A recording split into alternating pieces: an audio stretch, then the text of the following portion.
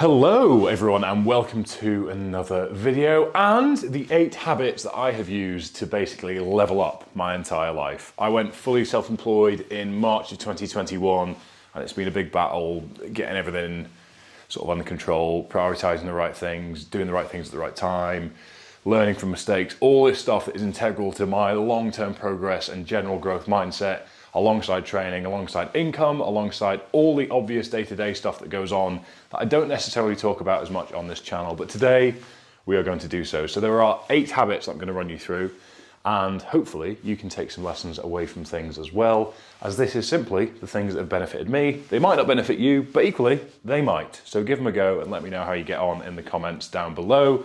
If you're down there in the comments, then why not, whilst you're in the vicinity, drop the video a like immediately at this point, thank you very much, and make sure that you have subscribed down below. As if we look at the data right here, you can see that there is an alarming amount of you that still haven't yet subscribed. So what is all that about? But you've just done it, haven't you? All right, nice one, cheers, thank you, have a good afternoon, cheers, thanks everyone, thanks everyone. So, starting things off, habit number 1, as it were. Number 1 for me, and this has been a big thing for the past 11 years around school, full-time work, university, and now being self-employed and sort of actually making a living off being an athlete to some degree, is having a structured training program. If training is a big part of your life, you want to know what you're doing each week, you want to know what you're doing each session, you don't want any guesswork, you don't want to waste any mental energy on thinking about what to do, you want to show up with a plan, you want to have your bag packed, your kit ready to go, and you want to be able to get it done without having to worry about anything else. So for me, I've obviously got that program through Johnny, the same sort of service that we offer with Omnia Performance from a one-to-one coaching point of view with Omnia Performance Coaching.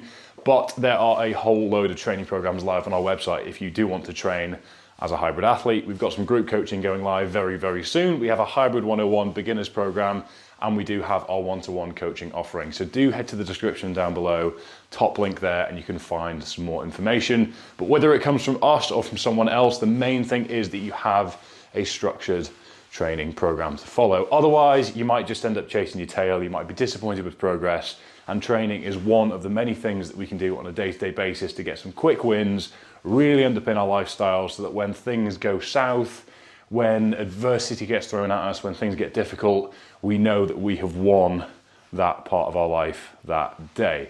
So that is number 1. Structured training program is very important. Number 2, it is just gone 8 AM in the morning. I've done a few hours of work at my desk, sort of normally up at 5. We'll talk about that later on. But I have done a few hours of work at my desk and I'm going to get my training done before I get back upstairs to crack on with the rest of the day. But something that I have found absolutely essential is training first thing in the morning. My head starts to get very white noisy, full of information, full of thinking about what I need to do next, and it makes me want to put off my training later and later into the day.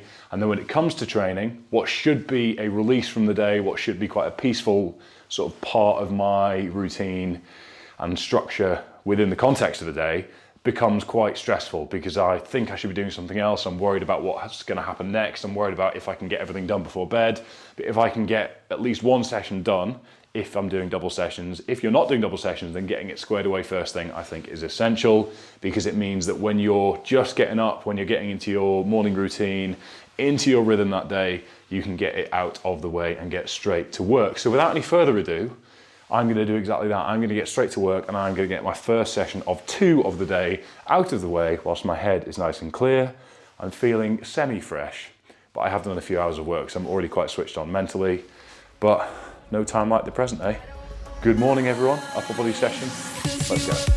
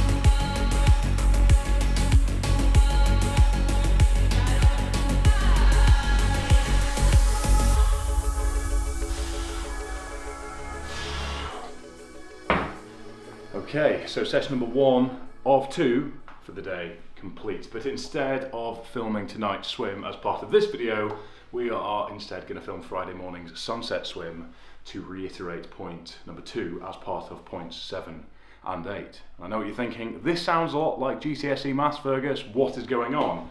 But we're here to educate as well as show you what's going on. So I think at this point it's worth giving you a bit of context on my training at the moment. For those of you that might not be aware, focus is holding on to as much strength as I can, holding on to as much muscle mass as I can, so training is a bit more hypertrophy focused, really, as I ramp up the triathlon specific volume towards the rest of the year. Lots of exciting stuff on the table, but plan A is not yet confirmed. Plan B is also very exciting, so be sure to subscribe at this point if you haven't already to stay up to date. So I think at this point you need to know that the rest of the day is just a pretty usual day. Lots of day in life videos you can go back and focus on if you want to see what that looks like. I've got a interval swimming session this evening, but that just about covers it for points number 1 and 2. So why don't we move on to point number 3, which is all about maximizing your breaks in the day. So for me, with a lot of training comes a lot of showering, and at times it can seem like a total chore. So I make sure to try and flip that on its head and use it as an opportunity for a bit of peace, a sense of achievement, and another win to the day. So I use the highest quality products from Man Cave because they leave me feeling very fresh, very revitalized, like I've taken care of myself, therefore like I've achieved something, and it leaves me exiting the shower feeling extraordinarily handsome. So I've got a stride in my step for the rest of the day. But whether it's in the shower, whether it's on your commute, whether it's when you make your cup of tea in the morning, whatever it is, try and implement some structures around your breakpoints in the day so that you can use them as moments of happiness, moments of reflection, and make them another habit that you can use to support your day-to-day life. Point number 4, which is all about reading. So for those that aren't aware, these here are books, and these are actually the 4 books that I've read recently that I would highly recommend. But the reason that I focus on reading a chapter a day as the habit that underpins all of this is because that gives me an opportunity, 1, switch off from the chaos of day-to-day life, find some peace, not dissimilar to point number 3 that I made just then, all about being in the shower and finding some alone time away from the prison that is responsibilities and bills. And here is a responsibility that has just arrived right on cue. For those that are not aware, this is a pig dog. They are native to France, and that is his favourite bone in the world. Anyway, 4 books that I've read recently that I would highly recommend. Stolen Focus by Johann Hari, this is actually a proof copy that came out before the first edition went live, because we were lucky enough to have him on the podcast. So for me, it was really good to read through this without having other people's recommendations or opinions mould my interpretation of it, if that makes sense. Fantastic if you feel distracted and want to reclaim some focus. Never split the difference if you want to improve your general communication skills and how to negotiate your way through life a little bit better. Basically just enforces a little bit more critical thinking, and it's just a really, really good read. A lot of people have recommended this to me, so I recommend it to you. Number 3 is Why Has Nobody Told Me This Before by Dr. Julie Smith, who has loads of fantastic, really practical application and resource on mental health from a psychology point of view on TikTok and Instagram. And this book is, I think, 6 weeks at the #1 Sunday Times bestseller list. And she is also coming on the podcast very soon. But a great read and really, really good for all of us in the Western world.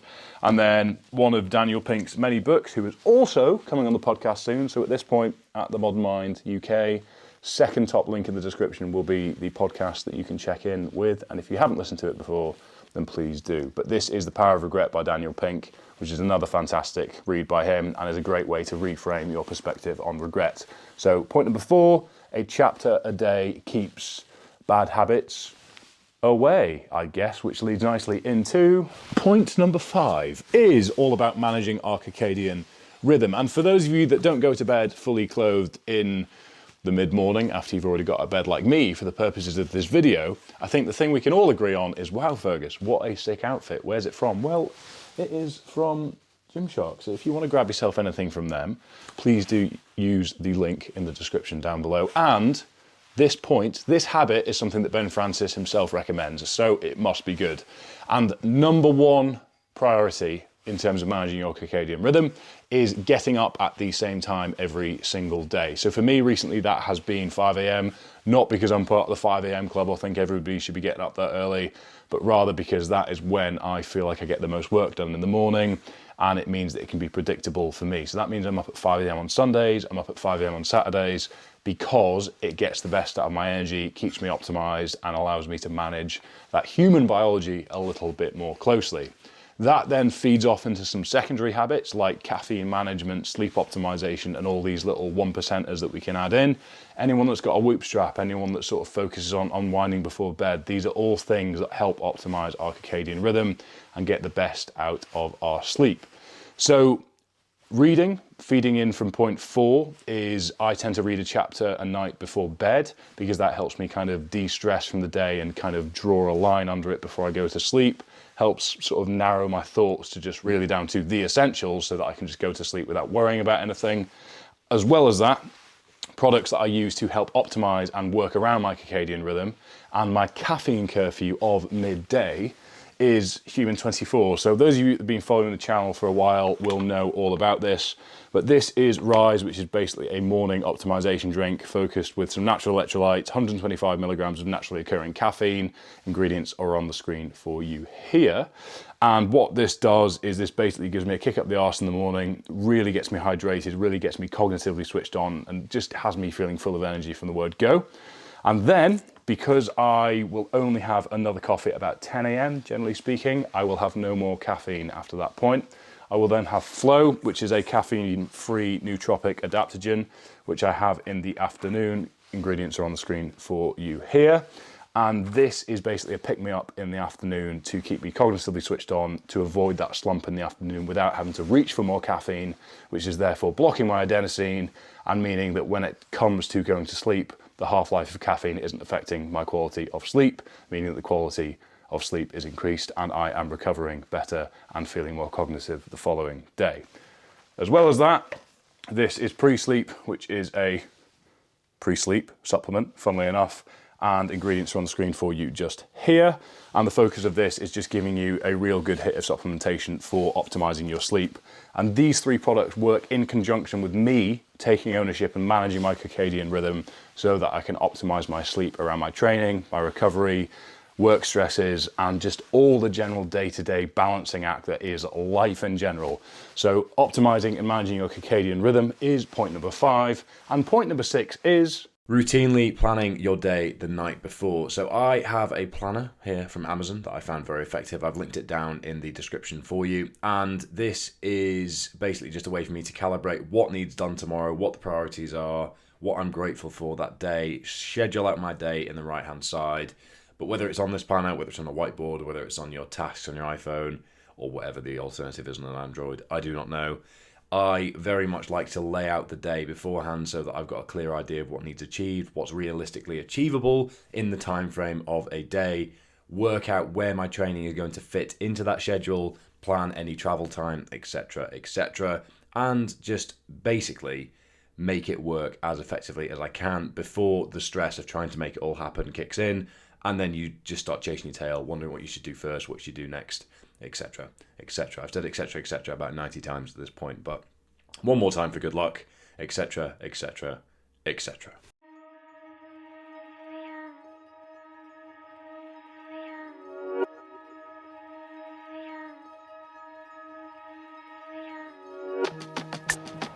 Point number 7, which is all about exercising outdoors. And we are here this morning for sunrise at Portobello Beach in Edinburgh, so that we can tie it in quite nicely to point number 2 from earlier in the video, which is all about getting your exercise done first thing in the morning. When your head is clear, you're not worried about work stresses, you don't have your boss breathing down your neck, you don't have to worry about your tax return, whatever it is, all that stuff, you don't really, generally speaking, have it in your head first thing, or I found I haven't anyway. So I am going to get neoprene up to my eyeballs because it's currently minus 2 degrees air temperature. There is an icy puddle over here.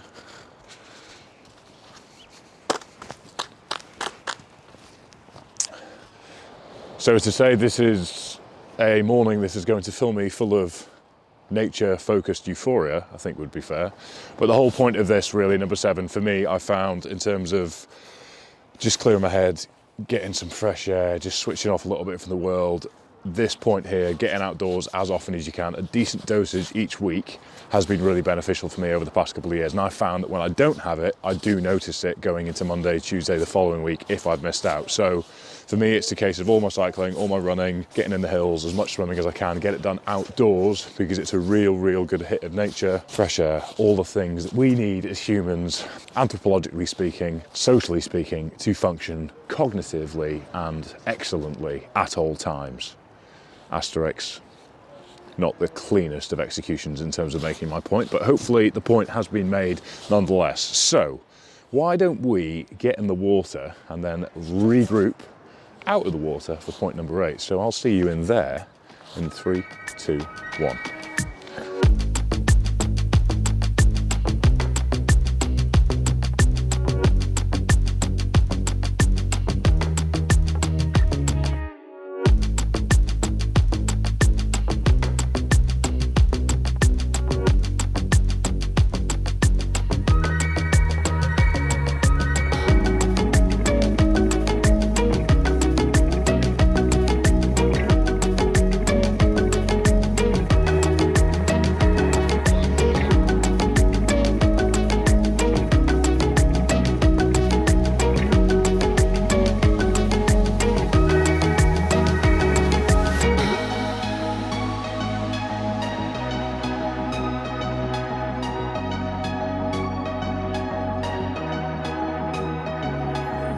Point number 8. That is indeed 8, although my hands are a little bit chilly, which means I was not convinced. So, point number 8 is basically do hard stuff. We've all heard the phrase, you get comfortable being uncomfortable, but I think there is a little caveat to that, which is on somebody else's terms, in varied terms, however you want to phrase it. The more things we do that are uncomfortable in a familiar sphere, in a comfortable sphere, the quicker they will become comfortable to us, and therefore we need to constantly bump up and up and up. And I don't want it to make it seem like it's a gateway drug to doing stupid stuff all the time, but doing varied sports, doing varied challenges for me over the years has given me lots of access to different uncomfortable things, which means I'm constantly being thrown different challenges, new adversity, new things to learn, new lessons and new ways to fight with myself and get through things on a day-to-day basis. And that builds up my character, that builds up my resilience, and it really just helps me process and be neutral when things in my day-to-day life get more difficult, stuff comes at me and I don't know how to deal with it. So for me at the moment, one of those things I've been doing consistently throughout the winter months, hence the wintering, has been doing a K a week in the sea or in an inland lake in Scotland near me. Water temperature's been around the sort of 3 to 6 degrees mark, so it is cold. Oh, but you're in a wetsuit, that doesn't count. Shut up, I'm a triathlete, so I'm actually swimming rather than just dunking with the beanie on, all you purists out there that go mad in YouTube comments. Why do you create subcultures whenever there's an opportunity to create a subculture? It just divides people. Stop it. So I'm doing this to basically keep me resilient, keep me focused on just getting used to the cold, so that when I come to swimming longer distances, I'm more used to it. But for you, it might be getting out into the hills, getting out into harsher weather, going on longer runs, doing things on your own, having an awkward conversation with your boss, having an awkward phone call, doing more things that are out your comfort zone on a day-to-day basis, and making sure that once they become more comfortable, you then push the boat out a little bit further, because that is how we build resilience. And those are the 8 habits that for me have completely leveled up, changed my perspective on life, increased my productivity, therefore by proxy increased my income. They've increased my ability to perform as an athlete, they've increased my happiness, they've increased the quality of my relationships, and so much more. So those are the 8 things that have benefited me. Some of them might translate well to you, so please do give them a try and let me know how you get in the comments down below. If you've got any things that are exceptionally valuable to you, let me know down below as well. But as you might be able to tell, I'm starting to shiver, as -2 when you are soaked is quite cold. So I'm gonna bid you adieu and say one more time, don't forget to like the video, comment down below, and please, just for the sake of that sunset, sunrise, damn it, please do hit the subscribe button. See you next time. Level up!